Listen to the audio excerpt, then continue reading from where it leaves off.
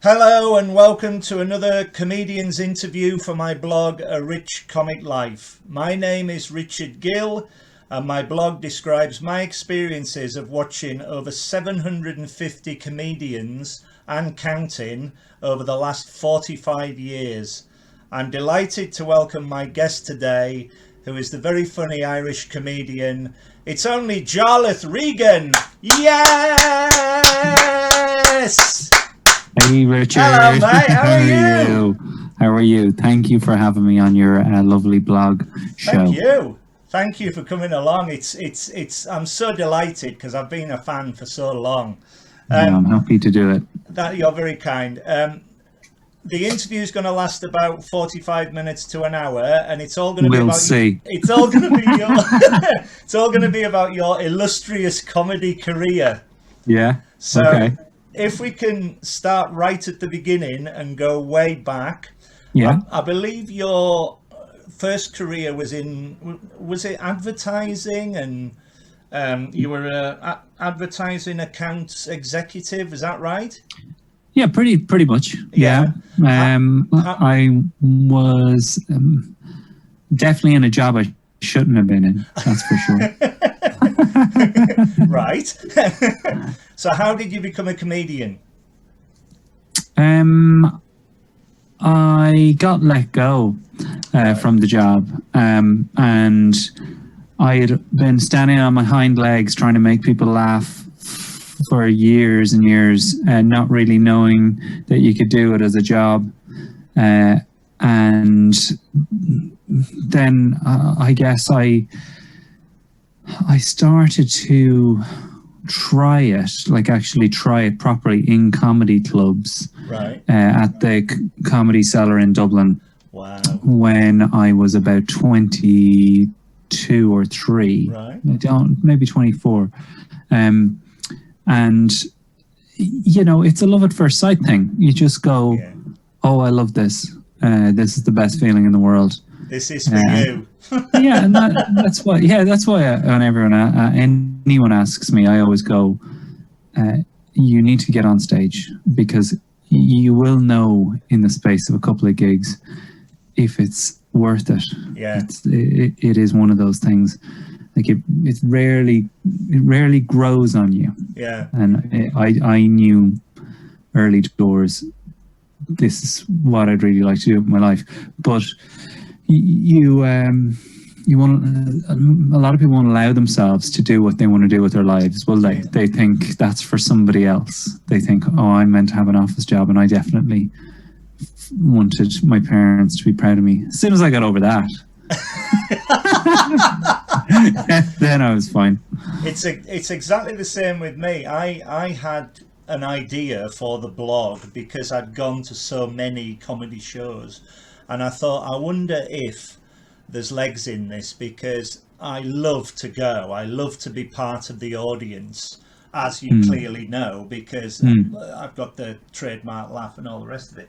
But I just love the experience of going and seeing comedians walk out, and within a minute they've got to get an audience reaction. That must be something incredible to be able to do. Yeah. It is the tightrope of it, isn't it? Yeah. That it's kill or be killed.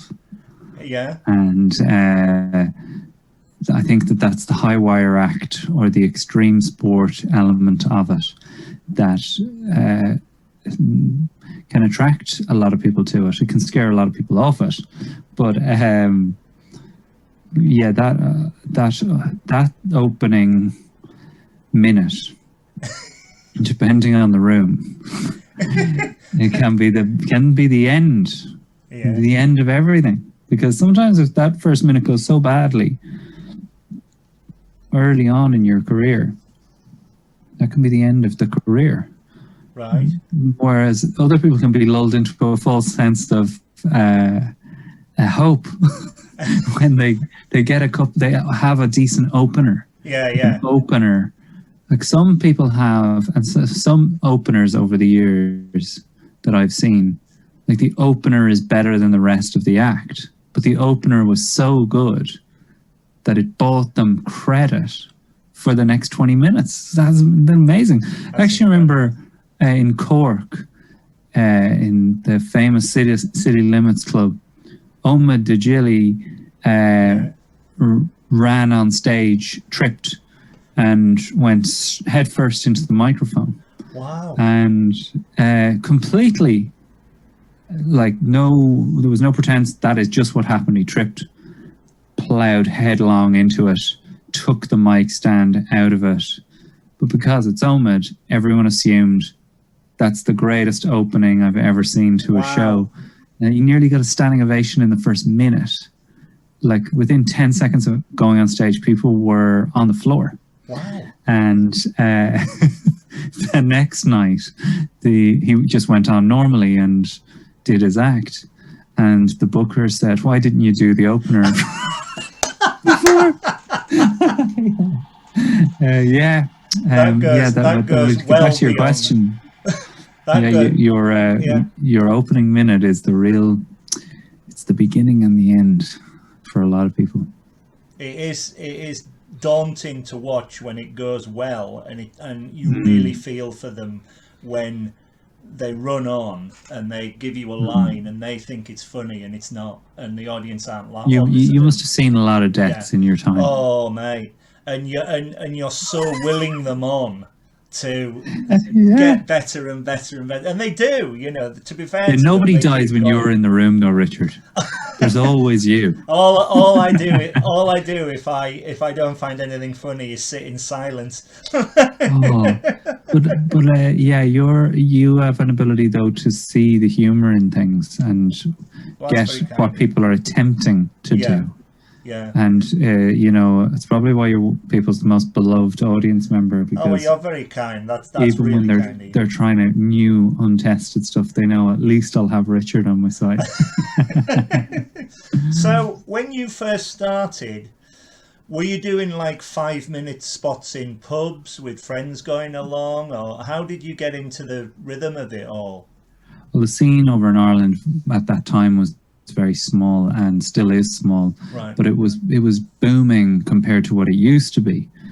Prior to 2004, when I was really getting going, there was only 2 clubs, maybe 3, in the whole country. But at that time, there was pubs popping up, clubs everywhere. At the time, it was a real Celtic Tiger boom going on. Everyone seemed to have surplus cash, so it was a great way of pubs keeping people in the room.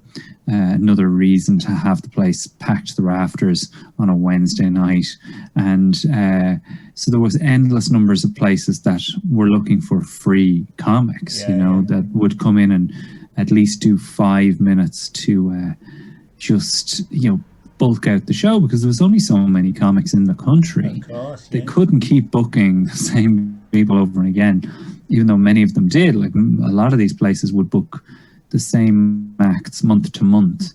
There wouldn't be that much turnover. Everyone would play most places once a month, right?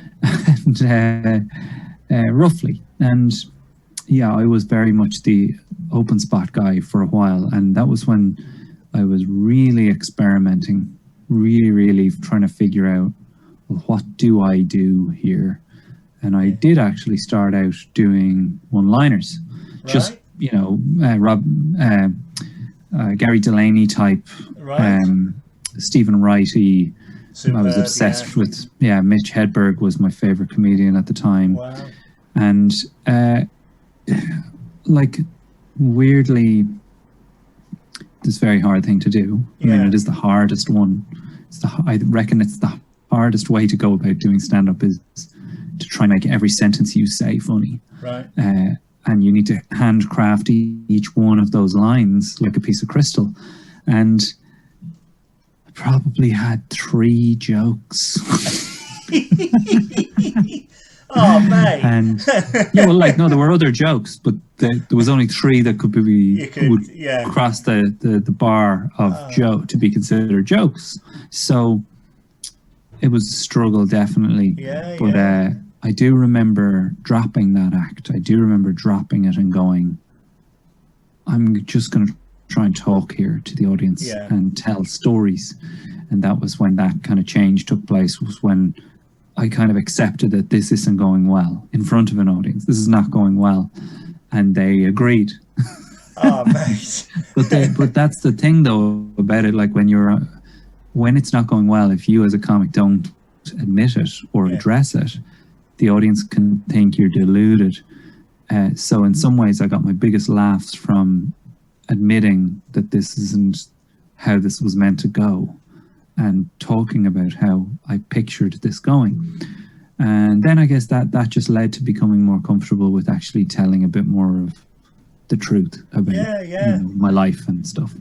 A classic example, thinking of that comes to mind, is Les Dawson, because he tried and tried and tried and tried, and then one night he committed the cardinal sin and went up on stage drunk and started getting laughs as he was being honest and truthful. He was one of the first acts I ever saw live. Really? Oh, in the 70s. He was extraordinary. Man, you've seen everybody. Yeah. He was extraordinary. I saw him and Tommy Cooper in the same year. It was amazing.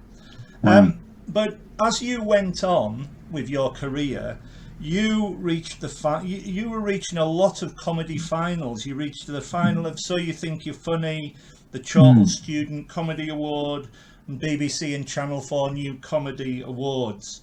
Tell me more about these experiences. What was it like being in competitions? Well, that was prior to leaving one-liners behind. Yeah. That was all one-line jokes that got me to the finals of those things. And in a way, those competitions are set up to the benefit of the one-line merchant, the joke teller. Right. 7 minutes isn't long enough to tell a story. 7 minutes isn't long enough to say hello doing the act that I do now. And at that time, I just tried to cram in as many one-liners as I could into the 7 minutes. And that way, just by sheer, averages, just the number of hits, I reckoned I'd be in with a better chance. So that I kind of probably... Well, all those competitions I was in with people like my class. They always talk about the class that you were in. Zoe Lyons was in the BBC semi-final that year. Same heat as Roisin Connaughty. Wow. And then Russell Kane was in the final. So You Think You're Funny with me with Chris McCausland. And funny, the So You Think You're Funny group, me, Chris McCausland and Russell Kane were the only, and Andrew Lawrence were the only ones that really kind of kept going at it, which was rare enough. And then in the BBC one, Liam Malone again, Andrew Lawrence was in there. He won that, I think. But the weird thing about those things, they're so counterintuitive, because as you know better than anyone, comedy isn't a competition. Yeah. And it can't really be measured that way. But your first introduction to it is these things that are forcing you to jump through this hoop of fire in front of all these really important, influential people, and it becomes certainly for me, I don't know what it does for everyone else. For me, it became a bit of a stone around your neck, because you couldn't spread your wings in preparation for these shows, because you had to work on your 7 minutes. Yeah. So the very next thing, and I know that Tom Wrigglesworth talked about this, the very next thing that happens is that you're in the finals of these things, and then they go, right, come down here and do 20. And you're like, well, I've only been working on my 7. So, you're a bit like, no, I've only got 7. Oh, this wasn't actually preparation for anything. This is more just for this one dog show. And I definitely struggled after that. And that was what precipitated the change, was going, well, that's not who I am. That was what I needed to get to the final of those things. Yeah. That said, it was a really great way of getting out of Ireland and just seeing what was on offer other places. It would be a nearly full 10 years before I left Ireland. Wow. Or built up the courage to do it, to leave Ireland after that. Whereas probably the smart thing to do would have been to just fling yourself into the circuit here. But I definitely wasn't ready at that point. Emotionally, maturity and creatively, I wasn't ready at all for it. But got here eventually, made it in the end. That was a great answer, because what you did do, as you say, you went on to storytelling, and what I love about you is that you build up a story very, very humorously, and you have so many killer punchlines that really hammer the story home. Thanks, Richard. And it just builds and builds and builds, and you're one of the best at doing that. You really are. I'm really glad I did this show. I needed to hear that. It's very true.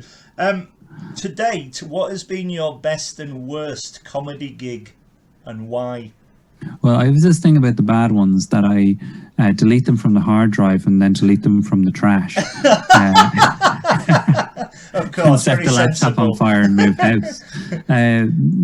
I definitely went through a period of completely erasing the bad memories, right, and only holding on to the good ones, because I thought it was a survival thing. And loads of comics have this as well. They're like, you wouldn't go into work if you thought about the bad days at work. You have to focus on the good ones in order to make it across this assault course. Yeah. I do remember doing, that said, I do remember doing a corporate event in Dublin in front of a who's who of entertainment celebrities at the Four Seasons Hotel, where my set went so badly that the organizer, during the set, walked from the back of the room towards the stage, doing the neck thing to me on stage. And I thought she was joking. I knew it was going badly. I had ears.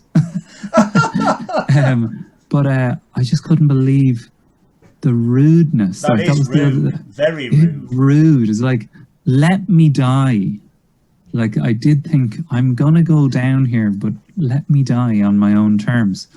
And maybe I'll pull it back. That's the other thing, is the lack of faith. Yeah. Because, you and I both know that sometimes when a comic is dying, that's the funniest thing in the world. Yeah. Especially if they're able to then turn it. Exactly. I definitely didn't have the ability to turn the ship around at that point in my life. But I do remember being like, oh, you really had no faith in me, did you? when she did that. But I really don't like talking about those. No, I don't blame you, because you have to be positive to go and do it. You have to. I mean, in my blog, I refer to you all as brave heroes, because that's what you are. You're facing an audience every night of complete strangers, and you just don't know what you're going to get. Yeah, and look, Richard, the other thing is that I've done shows where I talk about gigs in prisons, gigs for toddlers. Everyone has their really tough moments up there, and to some extent, it's a bit self-indulgent to talk about the bad ones as much as it is to talk about the good ones, because what are you saying when you talk about the bad ones? You're saying, I am so tough. Look at me. I went through this and I'm still here to tell the story. But the reason why bad stories get told so much is because the good ones, like, who wants to hear about it? Yeah. Like, who wants to hear about how, and then they really laughed. Like the only really memorable big great nights up there are the nights when you're doing something new. And you're taking risks and you're going, I don't know if this is going to work, but we'll see. And those nights happen at places like ABC and Old Rope, or in tiny little places where you're like, I'm going to chance this tonight, and it really is swinging for the fences. That, to me, when those come off, that's way more enjoyable than the big stressful night in Leicester Square Theatre when you've got the finished show and you're just trying to perform it in the best way you can on that particular night. If you've got, to me, new material is the great moment. I was going to say, if you've got a perfect room to practice your new material, you can't go wrong. I also think as well, the other thing is confidence. I've told this story to many a comedian I've interviewed, but I once had a go at stand-up comedy. I know the guy who runs the Free Fringe in Edinburgh, and he said, I can put you on stage in a gong show, and it's for old people, so there's only old people in the audience on a Monday afternoon. And I went, yeah, I'll do it. So I wrote this script and I read it to him, and he said, that's brilliant. And I walked out. There's 3 people in the audience, and the first thing I said was, good afternoon, ladies and gentlemen. People think I look like Eddie the Eagle Edwards, but I can't see the resemblance myself. And one old bloke at the back just went, fuck off, and gumped me off. And I walked off to my own footsteps. Oh, I had no idea that you tried it. You tried. No idea. I actually had another go, and the similar thing happened. And I said to the chap, I don't know about me being a comedian, never say never, but I will support them forevermore. And it is extraordinary, the answers that I get to that particular question. Really? Yeah, they're all it's either confidence, it's either nerves. I'm going to come on to nerves in a minute, because it's like combating a fear, but when it works, it's incredible. It is like a drug, they say infamously, it's like a drug, laughter. We're going to move on to Edinburgh, the Edinburgh Festival. What was your first Edinburgh Fringe like, and what year did you go? So the first one I did was 2007. Right. But I'd obviously been up a couple of times for the So You Think You're Funnies, and to have a snoop around like most people do. But my first run was in 2007. Right. How was it?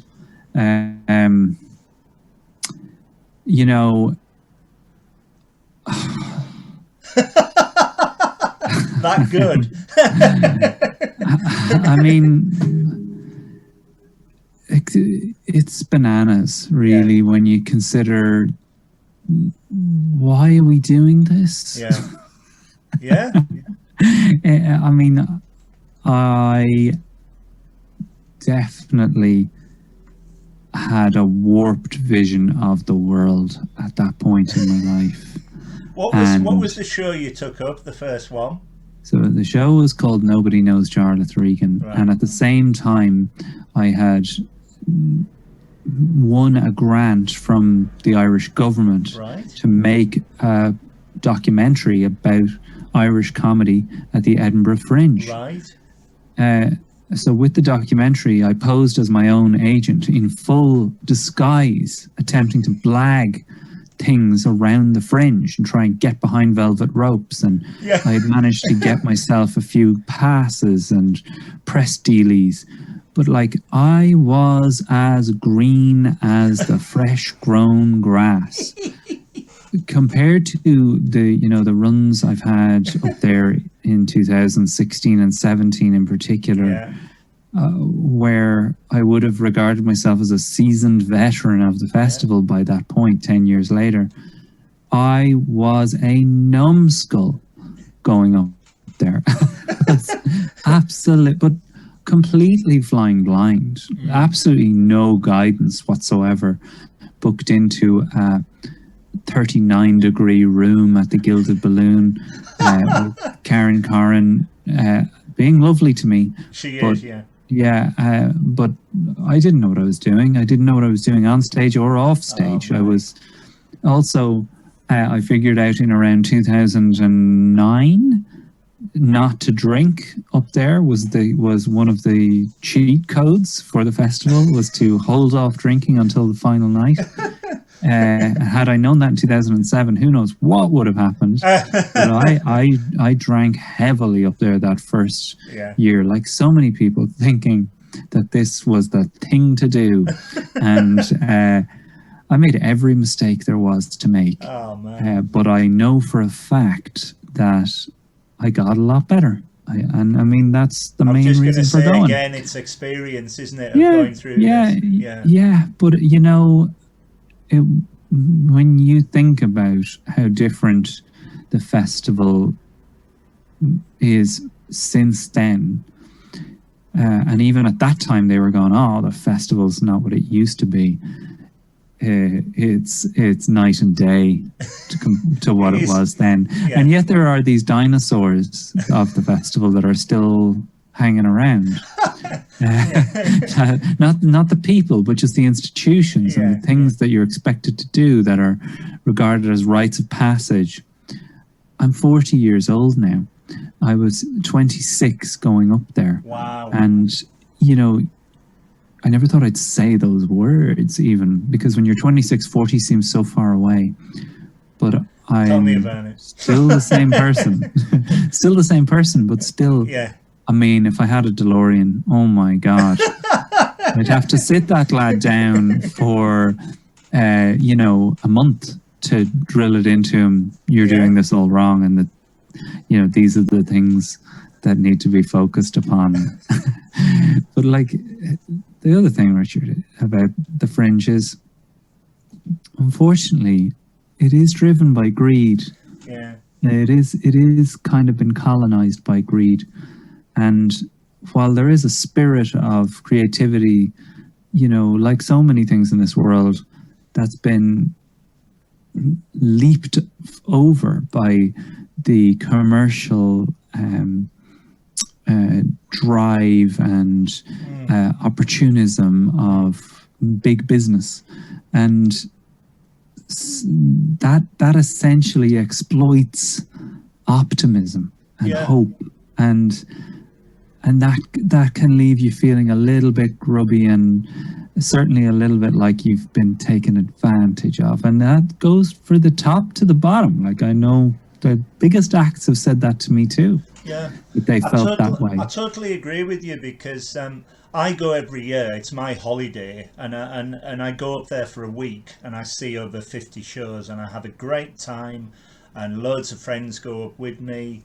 But when I first started, my first one was 2005, and I'm 53, never mind 40, I'm 53 now. So I'm going to be like the Michael Eavis of the Edinburgh Fringe if I keep going, you know. Be there when I'm 80, being wheelchaired around.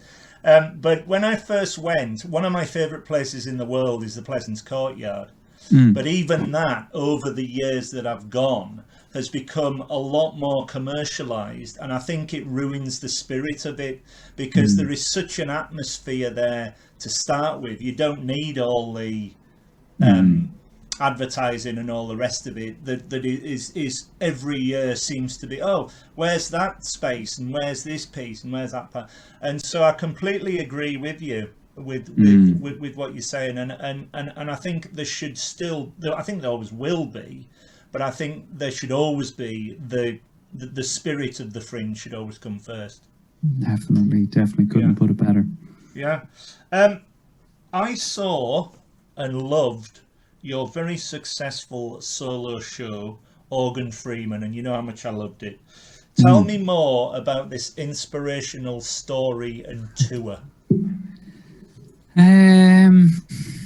It was a show I wrote in 2017 about the experience of donating a kidney to my brother in the United States of America. And more than that, it was a story of family, sacrifice, relationships, love, and marriage, and what secrets mean and what secrets become what it is to be a good guy and what it is to be taken advantage of and what it is to feel like you're forever chasing that legacy of soundness that I talked about in the show. There's belief that I want people to think I was a good guy when I die. And really, that's the nuts and bolts of it. But it was a long kind of monologue about the experience and the back and forth of deciding to do it when all arrows pointed towards not doing it. Yeah.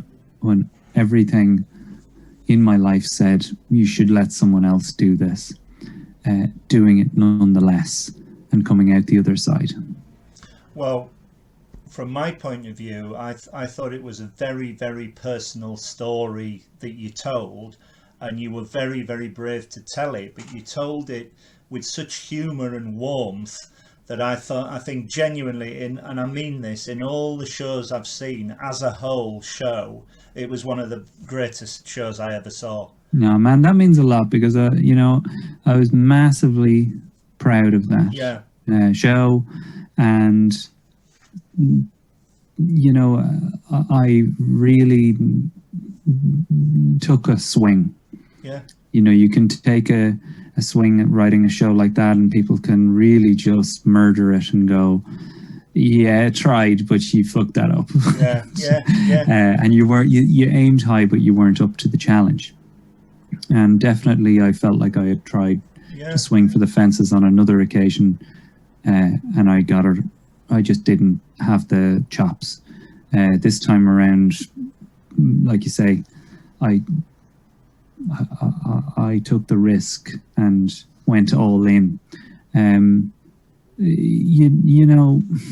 immensely proud of the show is the truth of it.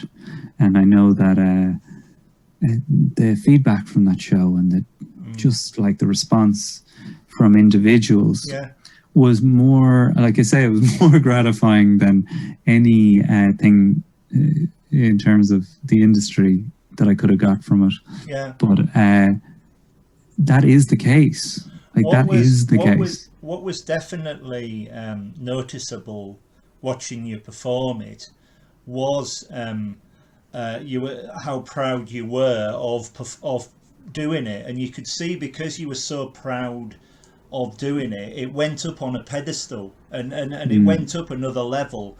And the crowds, because I saw it twice. I saw it in Edinburgh and I saw it at the Leicester Square Theatre. Oh yeah. And it's very rare I go and see the same show twice to start with. But the Leicester Square crowd, especially, standing ovation, and deservedly so. No. It was an extraordinary, not just comedy show, but piece of work. A very creative. Thanks, man. Like I say, I'm really glad I did this chat. I needed this. But what can you say? It was once in a lifetime experience. Were you nervous before that particular show? Do you get nervous before you go on stage at all? I was very nervous about that show, and to this day, I'd be nervous about that show. Yeah. And I think it's probably a good sign. Yeah, it is. I think so. Yeah. I think you have to have a certain degree of nerves anyway, but you're not really taking any risks if you're not nervous. Yeah. I got very anxious about the show the previous year because it contained kind of personal stories that I felt like. But I have a bit of a thing with, and I had a bit of a thing with people thinking they have ownership over what I do. That, thing of people going, you can't say that, and this is quite an Irish thing. It's like, you're not allowed to say that. You can't, sure, who are you to be talking about that? And I'm very much now at a very much better place with that because I'm like, well, that was my experience of it. So, that's mine. Good for you, yeah. And you can't take that away from me because that's mine. And I have to be allowed own that. And in the more general sense of nerves, like as in, oh God, I'm going to go on stage. I never get that at all. No. I never get that. I get excited before That's going brilliant. on. Yeah, I yeah. never, ever get, oh shit, I don't want to do this. Oh my God. Like, You'd be and like I've surprised been how many around like do. people that do. Like I remember tour support for Ardal O'Hanlon, and he was like, getting sick and Right. sweating and Wow. pacing the room and really freaking out before going on. But in some ways that became his process at the time. He's like Yeah. one of my good friends, Yeah. and that was part of how he prepped for going on, which I just couldn't do. My heart couldn't do. For me, before you go on, the looser you are, the better. The more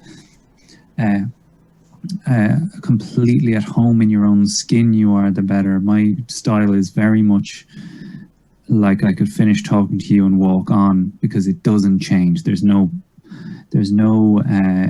flipping of a switch or a different persona being adopted.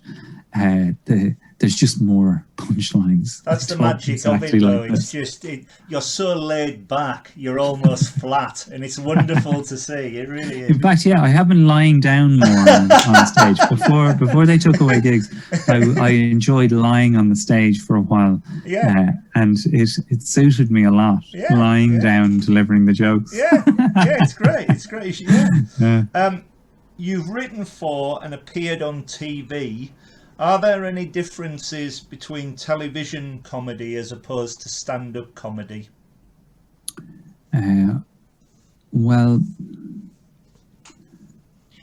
one would be a greyhound, and the other would be a golden retriever. That's a perfect answer.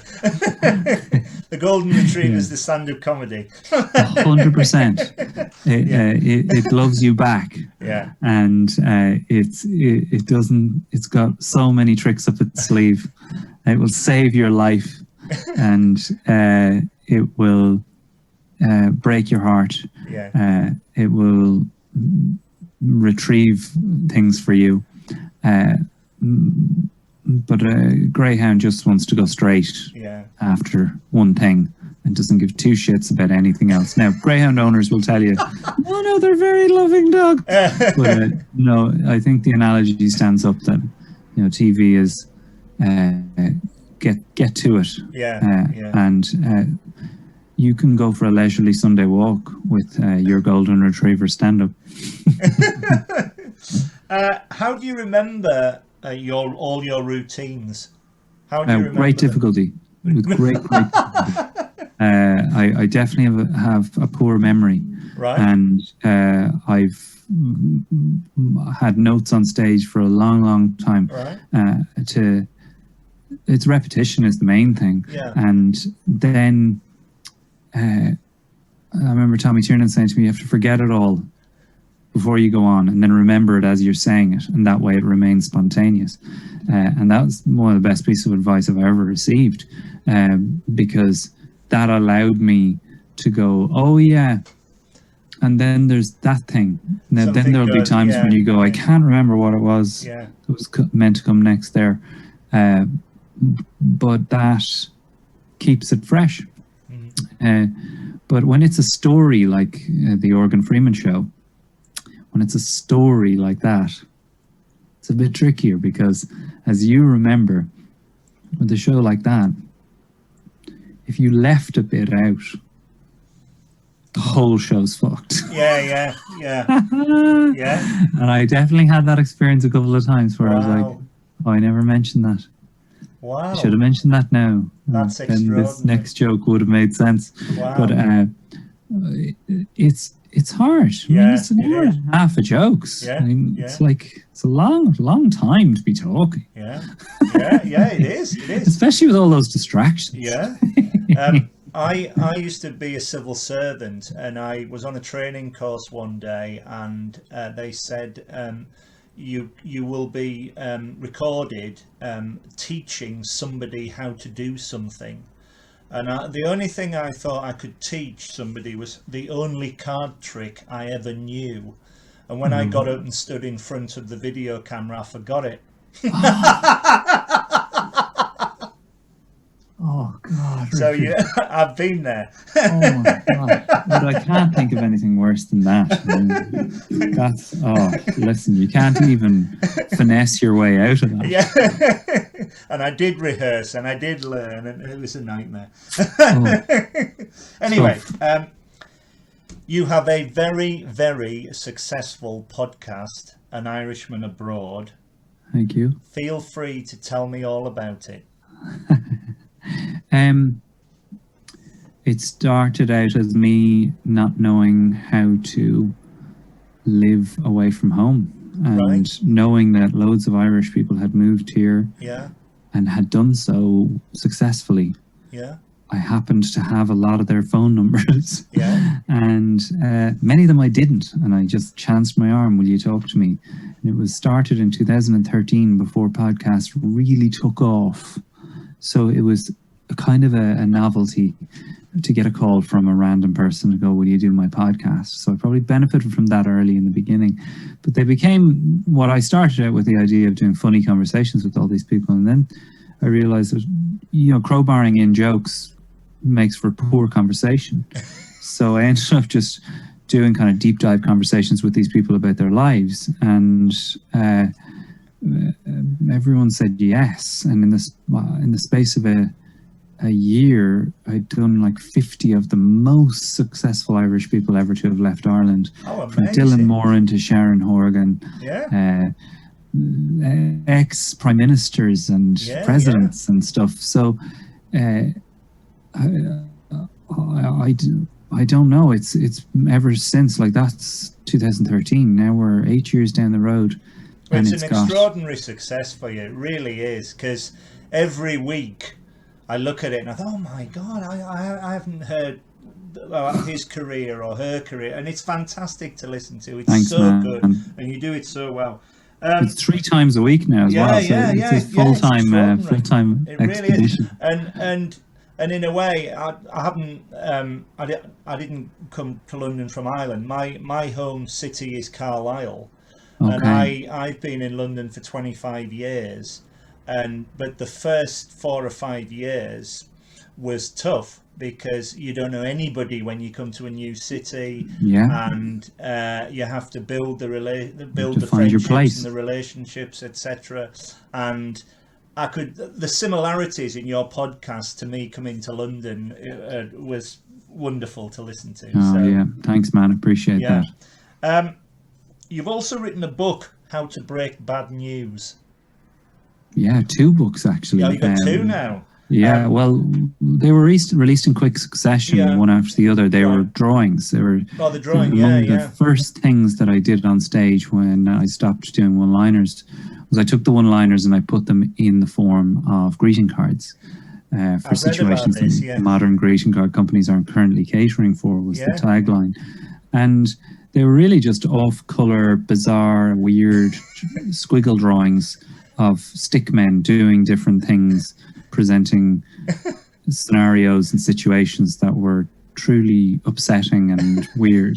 You'll have to send me one for my birthday. No, I've got I've so many of them lying around here, because I still make them. Brilliant. The cards still exist. The books are still available on eBay now and Amazon, and the cards themselves have morphed into something else, but they're still going. And I guess I had always wanted to be an animator, illustrator, art guy. That's brilliant. As a child. So it gives me immense satisfaction to know that I managed to make some part of my career out of drawing. That's fantastic. It really is. When the reason I mentioned the books is I wanted to try and find out from you about your writing process for both the book and writing a stand-up routine. Do you have a writing process? It's changed over time. Very much the books obviously were drawings, so there's no comparison there. But the process of writing Yeah.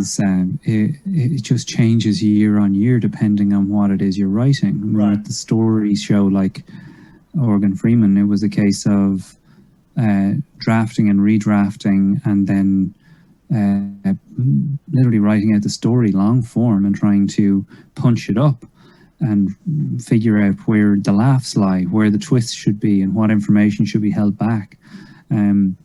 Whereas with a show like Notions 11, the last show I wrote, which will soon be available for everybody to download on a streaming platform. I can't say which one yet.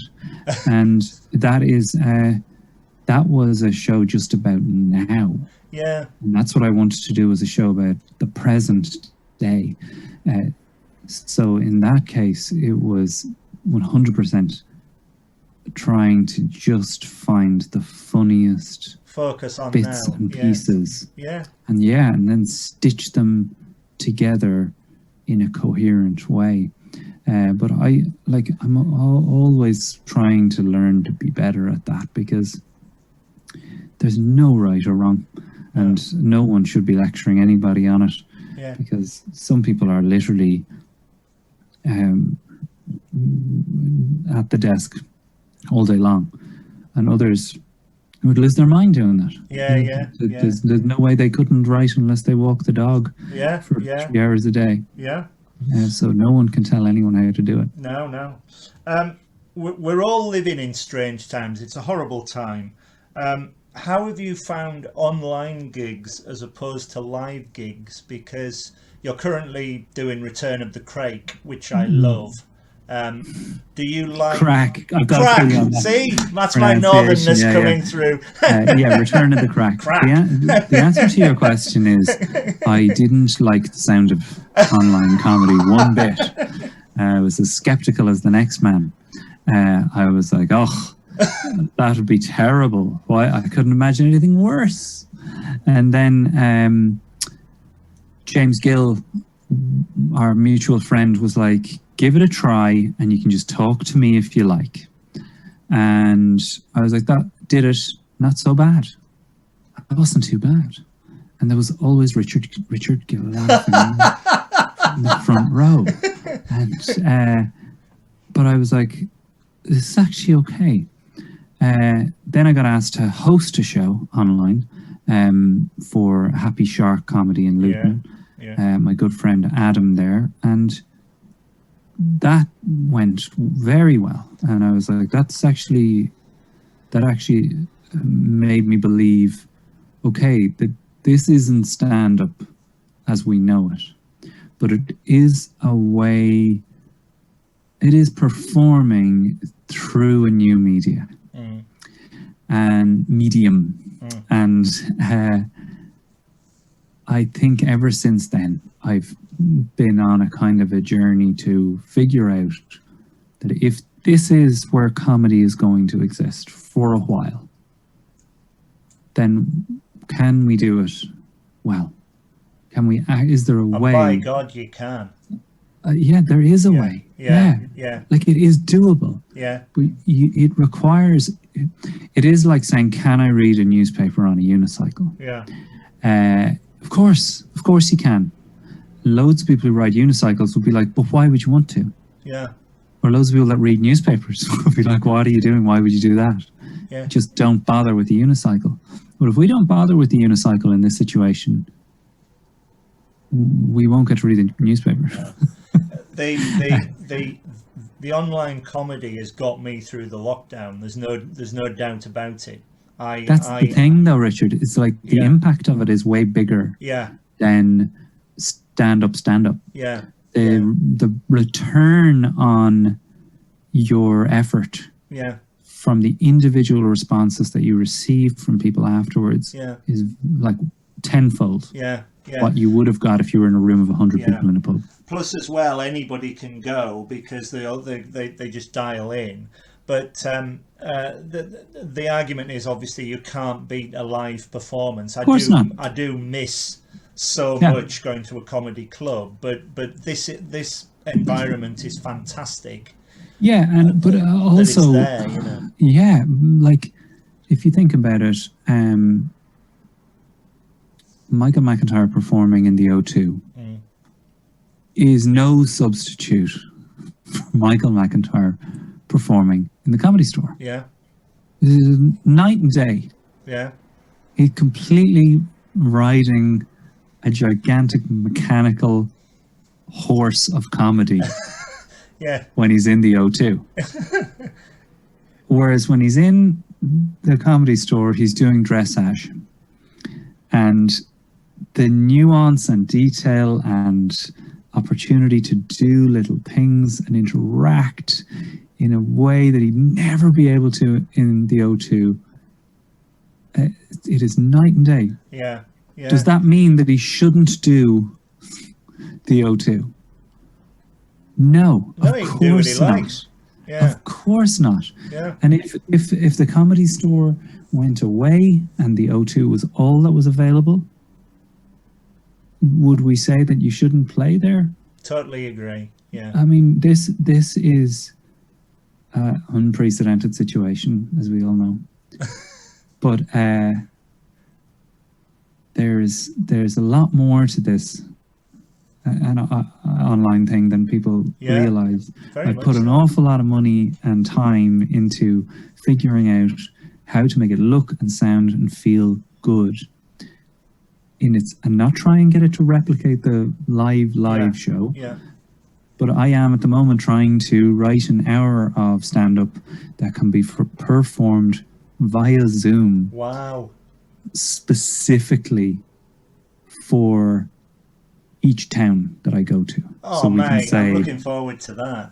we do a Liverpool Jarlath Regan show. Oh, and it's brilliant. all about Liverpool. It contains my stand-up, but it's all about Liverpool. That's brilliant. And in that way you can tour the world. That's brilliant. You should try a Carlisle one. Carlisle, there. Now, that's where Don't. that is where that's what the books are, man. Talking about. You all right? Yeah, I just had to pick something up there. No, it's fine. Yeah. Who are your favourite comedians, past and present? I would have started out loving Mitch Hedberg Yeah. and Stephen Wright. Yeah, he's brilliant. Zach Galifianakis when he was doing stand-up. And then I probably moved on to Dylan Moore and Jerry Seinfeld. Yeah. Chris Rock and Dave Chappelle, John Mulaney, Eugene Merman. Oh, brilliant. I mean, I do now have like a very broad palette in that I can enjoy nearly everyone and appreciate everyone's work. You like me? Yeah, I don't. I think that the snobbery in going that's not.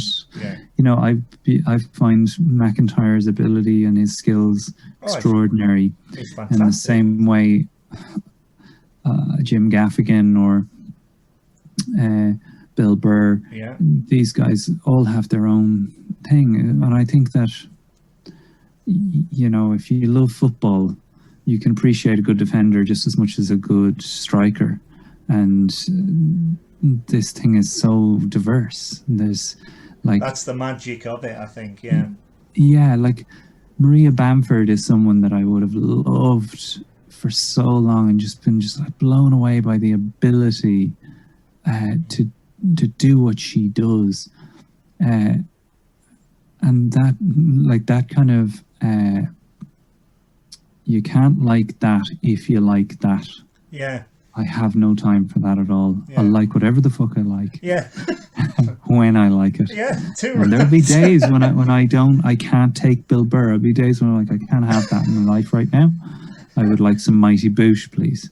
And that's, you know, that to me is the place that we want comedy audiences to go, is to a place where they can go, feed me some comedy. Yeah. And how I will find it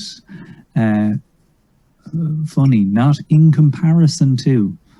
And then in some ways those competitions, they feed that idea in the general public's mind that there is a hierarchy of good and not good. And obviously everyone objectively has some idea of what is good and what isn't good, but there definitely, once you reach a certain path, a certain bar, there's something to be said for nearly everyone who's making a dime. That's why I'm writing the blog, my friend. There is a section in my blog called "The Ones That Got Away," and it's the top 25 who have either sadly passed on or I haven't had a chance to see. And top of the list is Morecambe and Wise. I would have loved to have seen them. But Bob Monkhouse, Dave Allen is in there. I almost had a chance to go and see him. Oh, the king. He was extraordinary. And for me, all the times that I go, and I've gone so many times, holds so many memories as well. Yeah. And I've got a remarkable, I can remember instances where I was, and I can remember to this day Rick Mail in Carlisle, and he was extraordinary, and he jumped on stage, his trousers exploded, and he threw somebody out of the crowd. The confidence for that was extraordinary. Unbelievable. And you know, I mean, I could pick, that's just one from thin air. Moving on very swiftly because we are nearly done. Like me, do you go to a lot of comedy shows as a member of the audience? No. Everybody I've said, I've asked that question to. But here's the thing, I do watch a lot. Yeah. Like, if you think about it, if you worked in a pub, you wouldn't go to pubs on your night off. I can't remember the last show I paid into. Right. I honestly can't remember. It may even have been Jerry Seinfeld in Dublin a few years ago. If you're hosting a show, for example, you're obviously there, and you watch all the acts, obviously, because that's your job. But if you're on a bill, do you stay and watch all the acts that are on the bill? As much as I can. As much as I can. Back when that was how the whole thing worked. Yeah. As much as I could, I would do that. But the difficulty of, having a family and living not right in the centre of London, I live a little bit further out, meant that a lot of the time I'd have to bail. Right. And similarly, if I was... but to me, that's heaven. Yeah. When you're in somewhere like Birmingham Glee and the whole night is just about these 4 acts being together, and if they get on and appreciate each other's work and you just have that time together, it's heaven. It's heaven. The hang, that's what they talk about, that it's all about the hang. It's not about the time on stage at all. It's actually about the togetherness. Just getting together and having a great time. Yeah. I mean, that's the thing. Nate Bargatze had an amazing joke about how his wife said, you never laugh at my jokes, and he said, I hang out with comedians. I mean, really, it's just not gonna and that is there is some truth in that. Tina, my wife, is exceptionally funny, but the hangout backstage with people that are professionally funny is it's other levels, fun and silly. I can imagine. And also just the level of just being, nobody is going to get it or understand the trials and tribulations of it like another comic. Yeah. With all due respect, Richard, you're probably the closest anyone else will come who's a non-comedian. But being able to talk to other aliens is heaven. To the point where I remember being at an embassy event with Ardle was there, right, and I was talking to him in the corner of the Irish embassy in Dublin, in London, and Roisin Connaughty came in, and she had a glass of something in her hand and was kind of looking around with a sheer panic on her face. Nearly she looked like she'd lost her phone and handbag, right, except she had both in her hands. And I knew what was going on was she couldn't find any other aliens. And then she saw us and sprinted across the room, just because it's like, you don't. There's no need to try or pretend that there's. It's such a peculiar way to make a living and to live your life. It's a wonderful way, though. Yeah, and I can't imagine doing anything else. Well, and that's why, like I said, these online gigs are why I'm like, we have to fight for them. Right. We have to fight for those online gigs. Yeah.